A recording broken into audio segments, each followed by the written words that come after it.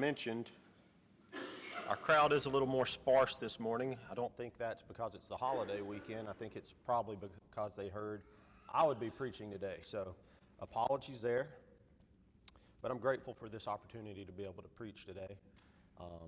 During COVID, I heard a sermon that was very poignant, very challenging and encouraging, and so I thought I'd share what I heard that day. And so for the large bulk of our lesson today, we want to focus on an idea of water. And you know, for something that's so indispensable for our survival, it's amazing how little appreciation water gets at times. Before services, I asked one of the kids' classes what their favorite drink was. And I got some lemonade, I got some Dr. Pepper, got some sports drink, sweet tea. I didn't get any water. I didn't even get any dirty soda, you know, for a call out for us. But even on Wednesday night or the night before, I even got a cookies and cream milkshake. No water, though. People don't love water as a kid, evidently. 20 years ago, 30 years ago, when I was playing Little League Baseball, after the game, the winners would get Mountain Dew. That's a winner's drink, right? That's what winners want to drink. Losers were relegated to drinking water. And that just blows my mind. Water relegated to a loser's drink. I remember another occasion around the same time, 10 or 11 years old, I was at my grandmother's. One thing you could always count on was some sweet tea. What's that made out of? A little bit of water. So you're getting some water there, but she'd make it half a gallon of water, half a gallon of sugar, and you know, not the best drink in the world. But all she had one Sunday was faucet water. And I was just repulsed at the idea of drinking faucet water. So she lived on a golf course, so I snuck under the fence, walked about a quarter mile or a half to 3/4 of a mile, and got to a vending machine and bought a soft drink because that's how little I wanted to drink water. And the last example about water that I want to talk about, you know, we all go to a restaurant. We start our order, they say, "What do you want?" And you say, "Water." The waiter or waitress, they're immediately dejected, a little annoyed at you because their tip is immediately going to be a little bit less because you're not getting an alcoholic drink, you're not getting at least a Coke or something. And so it's just, you know, remarkable to see how little value we place on water at times. Well, what if I told you this morning that just a cup of water could solidify your relationship with God? Just a cup of water could have something to do with your eternal destination. And so this morning we want to look at Matthew chapter 10 a little bit. Matthew chapter 10, and we want to look at and reflect on a few verses towards the end of the chapter there. So we'll start out this morning by reading verses 40 through 42. It says there, "Whoever receives you receives me, and whoever receives me receives him who sent me. The one who receives a prophet because he is a prophet will receive a prophet's reward. And the one who receives a righteous person because he is a righteous person will receive a righteous person's reward. And whoever gives one of these little ones even a cup of cold water because he is a disciple, truly I say to you, he will by no means lose his reward."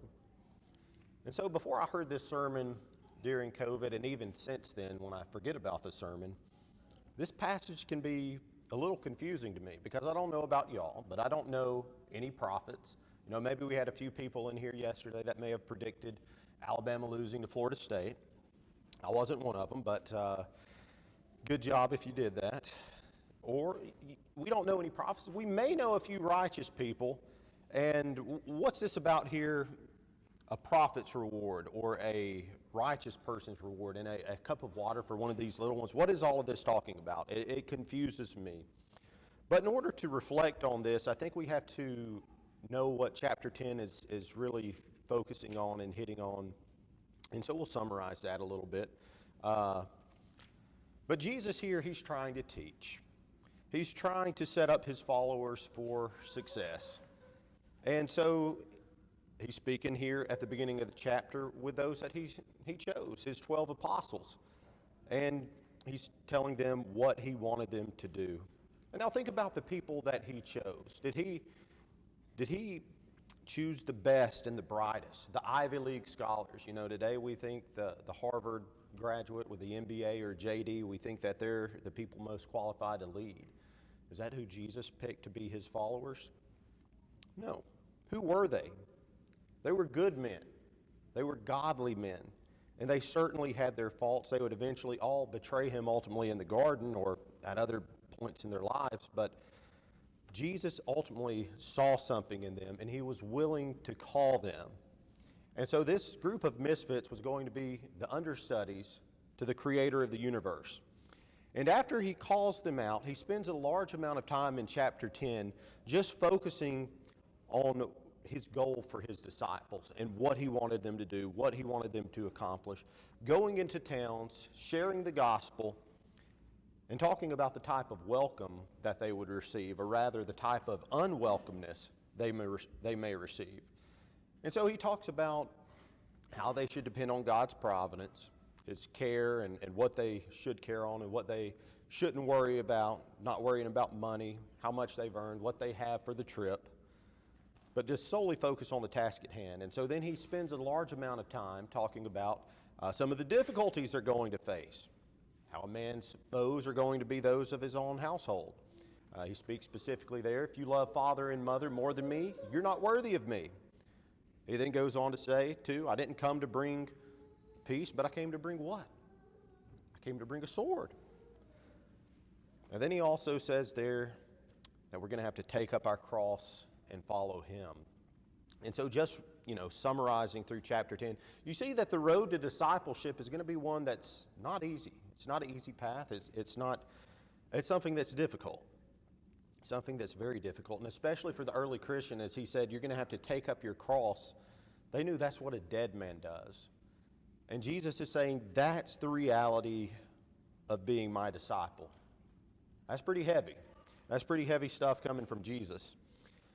But he didn't end things there. He didn't end things saying things are just going to be miserable for you if you're a Christian. He did have some positives for the Christian, for the Christian walk.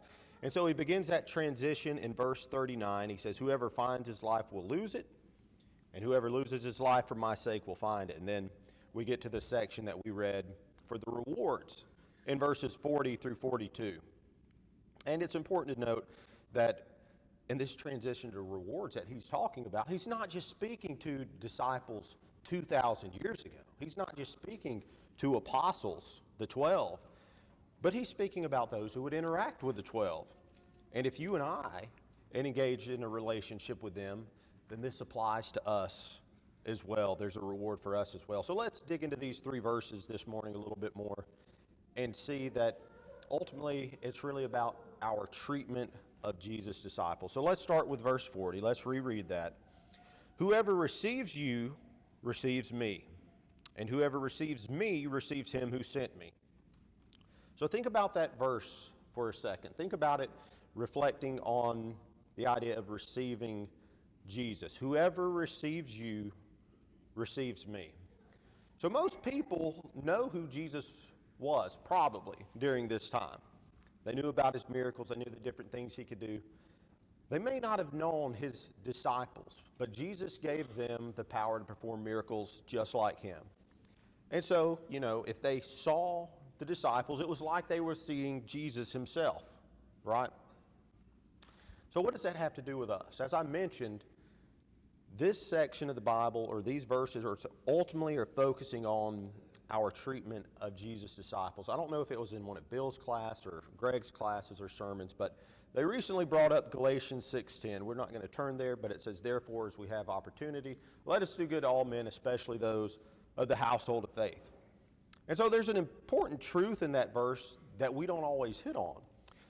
Christians are to have a special relationship with one another. Obviously, we're supposed to do good to everyone, but that last part of the verse is key there, especially those of the household of faith. And so, while you and I are supposed to do good to everyone, there's something special about the relationship that we're supposed to have with one another here in this building. It's a more unique and elevated relationship that we're supposed to have. It's good to have friends. It's great to have friends outside of church, but it's even more special when those relationships are one that are built within these walls. And so Jesus is saying here, when you look at one of his disciples and you welcome them and you receive them and you treat them with kindness, it's like you're doing it to Jesus himself. So our relationship with Jesus is displayed with how we interact and treat other Christians. It's a direct reflection. You know, we usually say, well, how can I improve my relationship with God? Reading the Bible, that's an easy one. That's a toss-up, you know. Praying. But our relationship with others, that has another direct tie with our relationship with God. And 1 John talks about this. What does God say if you hate your brother and claim to love God? He says it's impossible. He says you can't do it. You can't say you love me, who you haven't seen, when you can't even get along with your brothers and sisters in Christ. And so our relationship with God is tied with those who follow God and serve God. So Jesus is sending these disciples out and he's saying, if those people are really interested in me, if they really like me, they're going to like you, if that's what they're interested in. And if they receive you, they receive me. And if they receive me, guess who they receive? The one who sent me. And so if you want a relationship with God, you have to accept Jesus. And if you want a relationship with Jesus, then we better have a good relationship with each and every one of the individuals in this room. And so the same welcome that Jesus would get should be the same welcome his followers get as well. Think about if Jesus came here and he placed membership here. We'd be putting it on the sign. The sign I don't think is working right now. I may be corrected on that. But we'd get it fixed immediately. We'd be saying Jesus attends here. There would be no other thing flashing. We'd put it on the monitor back there. We do a good job about putting new members and stuff like that out there. We'd be putting it in the announcements. We'd be inviting him over after services. We'd be wanting him in our homes. We'd be wanting to pay for his meal. We'd be asking for him to teach our classes, to preach the sermons. I think we'd be real interested in all of those things.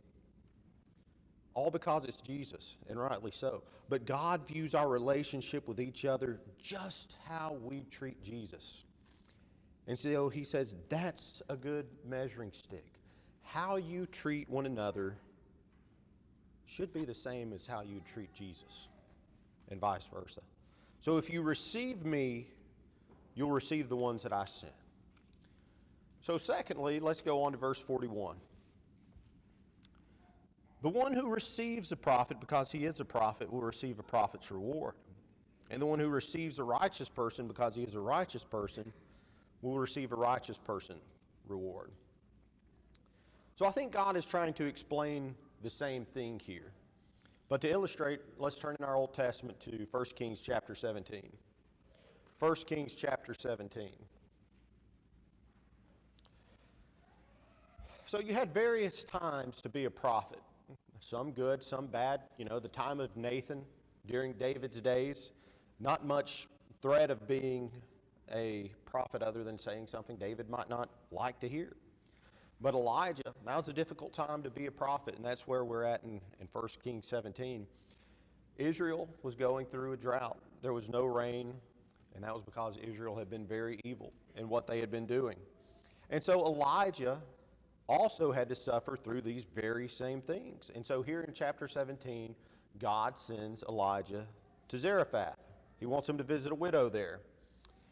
And so let's pick up in verse 8. We'll read 8 through 16 here. It says that's chapter 16, sorry. Then the word of the Lord came to him. Arise, go to Zarephath, which belongs to Sidon, and dwell there. Behold, I have commanded a widow there to feed you.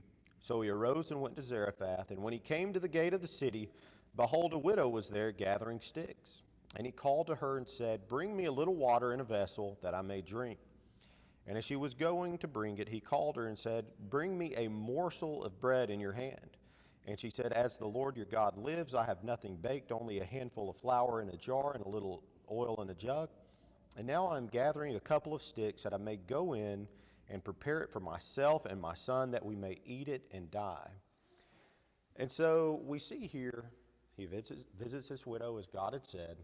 He says, listen, I need some water, and I need just a morsel of bread, a tiny piece of bread. That was a problem because she had run out of food. She had enough to make a little cake, a little piece of food, and then she's just going to give up. Her and her son were just going to give up and die at that point. That's how bad the drought had gotten. Elijah continues on here, though, and says, Don't fear. Go and make a cake of it and bring it to me, a little cake. And afterward make something for yourself and your son. For thus says the Lord God of Israel, the jar of flour shall not be spent, and the jug of oil shall not be empty until the day that the Lord sends rain upon the earth. And she went and did as Elijah said, and she and all of her household ate for many days. The jar of flour was not spent, neither did the jug of oil become empty, according to the word of the Lord that he spoke by Elijah. And so does this principle add up here with what we read in Matthew chapter 10, verse 41? We have a prophet of God that comes and asks this woman if she will welcome him in her house, and she does. And what kind of reward does she get? She gets the exact same reward that God was giving to Elijah here, this never-ending source of food. He also blessed her with it. So was she a prophet?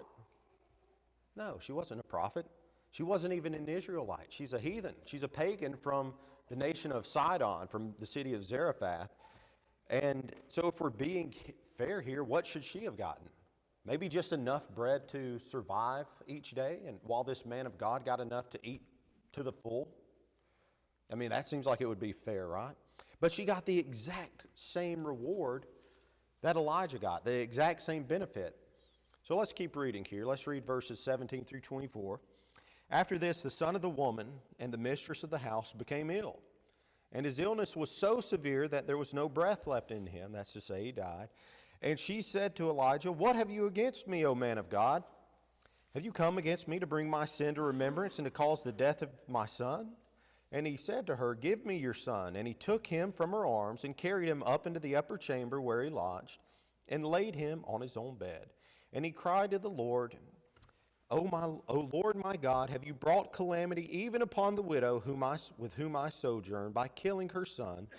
Then he stretched himself upon the child 3 times and cried to the Lord, "O Lord my God, let this child's life come into him again."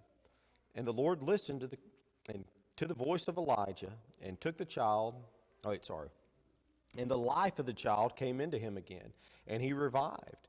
And Elijah took the child and brought him down from the upper chamber into the house and delivered him to his mother. And Elijah said, "See, your son lives." And the woman said to Elijah, "Now I know that you are a man of God, and that the word of the Lord in your mouth is truth." So there are not a lot of resurrections that take place in the Bible. It's not an everyday miracle that someone died and they were raised up again. But surely it would be reserved just for very special people. Think about in the New Testament. Jesus resurrects Lazarus. That was a close friend of Jesus, so surely it's just a miracle reserved for those types of individuals. But here we see some heathen woman's son being resurrected.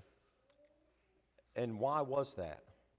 Because she welcomed the prophet in. Something that seems like it would be reserved for the best people is given to her. And again, why more specifically? All because she welcomed in a follower of God and baked him a little cake. That's all she did. And so you can see the truth in Jesus' statement, the one who receives a prophet will receive a prophet's reward.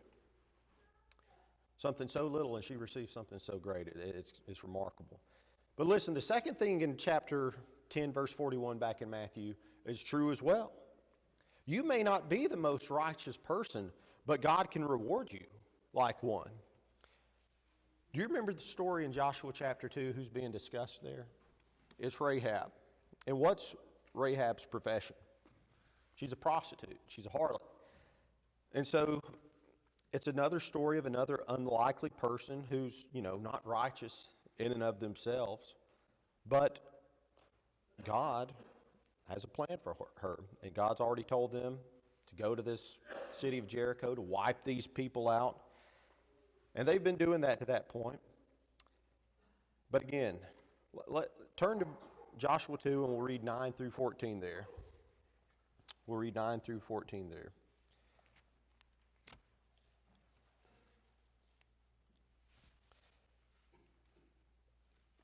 I'll start with verse 8. It says, "Before the men lay down, she came up to them on the roof, and she said to the men, 'I know that the Lord has given you the land, and that the fear of you has fallen upon us, and that all the inhabitants of the land melt away before you.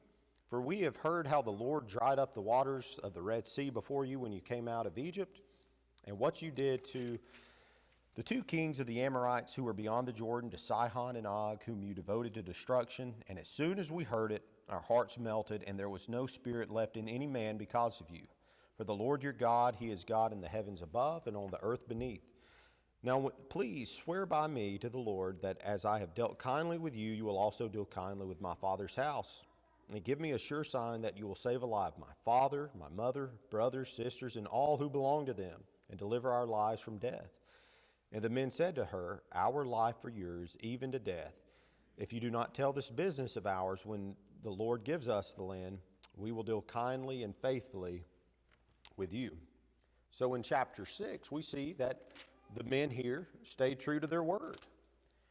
They destroyed the city and everything in it. But if you look at chapter 6, verse 25, it says there what happened. Rahab the prostitute and her father's household and all who belonged to her, Joshua saved alive. And she has lived in Israel to this day because she hid the messengers whom Joshua sent to spy out Jericho. So what did Rahab get from all of this? Well, she got saved. She got to live with the people of Israel. And ultimately, she became part of the lineage of Jesus. And why was this reward given to her? Because she welcomed in righteous people into her house. And you see, that's what she did. She received a reward like Joshua. She received a reward like the rest of Israel. Again, she's from a heathen nation that's supposed to be destroyed. But because she welcomed in a follower of God, she received the same reward that the rest of them received. And so that leads us to the third part of the verse back in Matthew chapter 10. Turning back to Matthew 10 and verse 42. Let's read that verse again.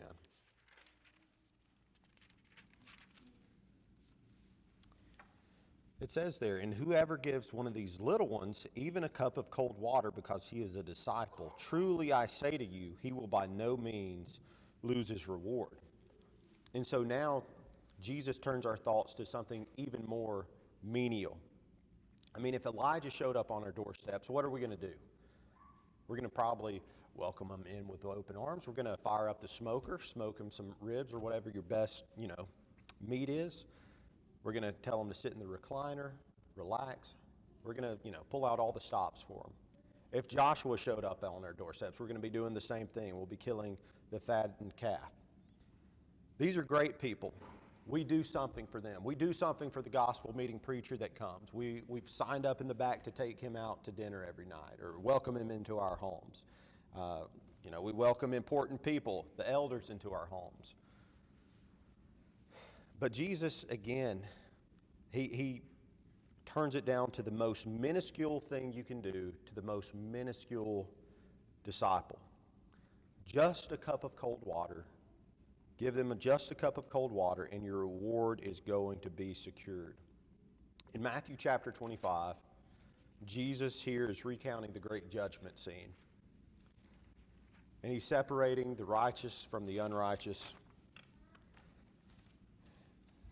and how he's going to do it. Not just by how people dealt with how they treated Jesus, but picking up in verse 37 there, it says, the righteous will answer him, saying, Lord, when did we see you hungry and feed you, or thirsty and give you drink?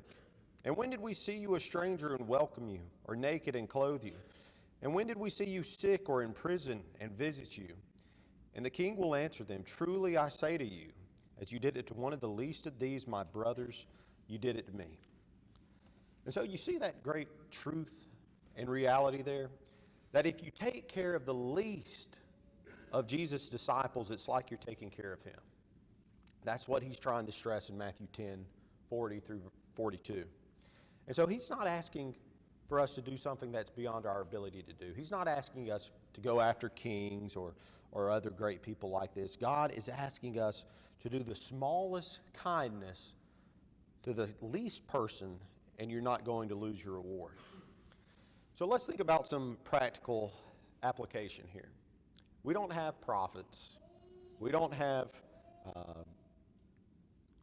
Jesus here today, obviously, in the flesh.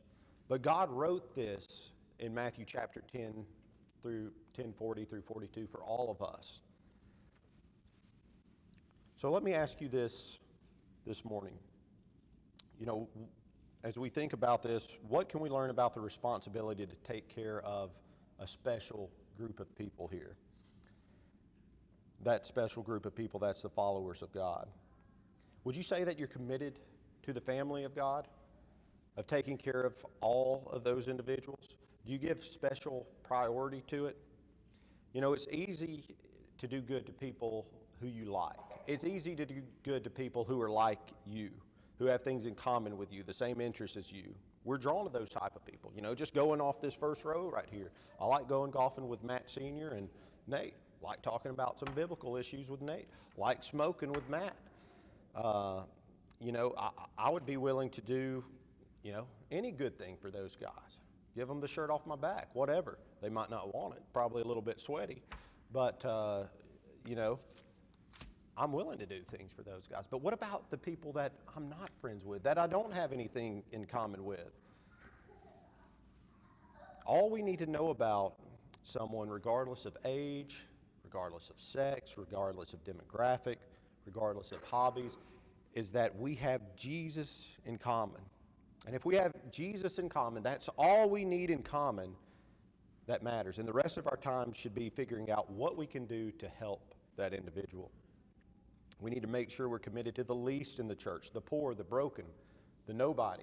Is that something that you're doing? Because as I'm standing up here, I'm literally stomping on my feet because that's something I don't do. I do it for my friends, sure, but the people that I'm not as well acquainted with, they may not get any love at all.